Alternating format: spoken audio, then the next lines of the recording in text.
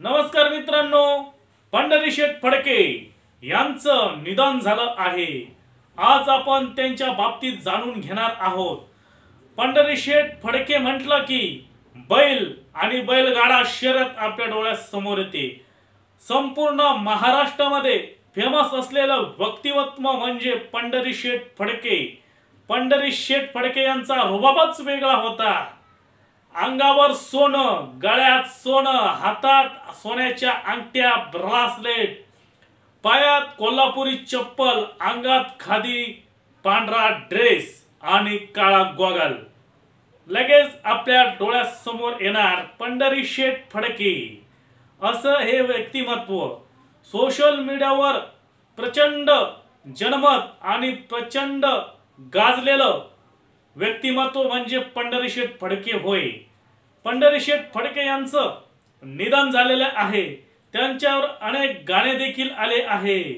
पंढरीशेठ फडके 10-10 सरकार, पंढरीशेठ फडके व्हिगरवाले, 10-10 म्हणजे अर्थात 10-10 सरकार, असं त्यांचा रुबाब महाराष्ट्रात होता।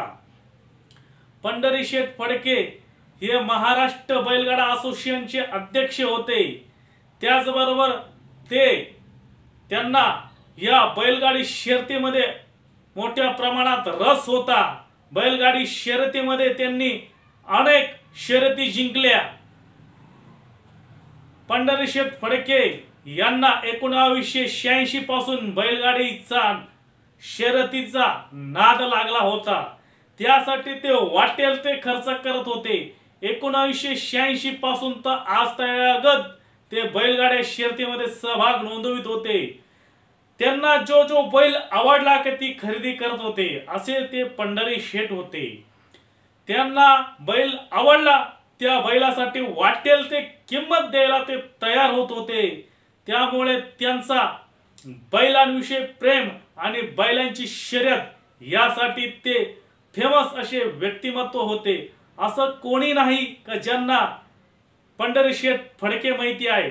सोशल मीडियावर त्यांचे अनेक गाणे गाजले आहे। सुरुवातीला सर्वात प्रथम त्यांचा राजा आणि सर्जा नावाचा बैल होता। त्यांनी तो 10 ते 11 हजार रुपयामध्ये तो खरेदी केला होता। यामधून मुंबईमधून 7 वर्षे त्यांनी हा दोन्ही बैलांच्या जोडीने शर्यतीमध्ये सहभाग नोंदविला। पंढरीशेठ फडके म्हटलं की बैलगाडा शर्यतीला त्यांनी महाराष्ट्रामध्ये एक नवीन ओळख करून दिली होती।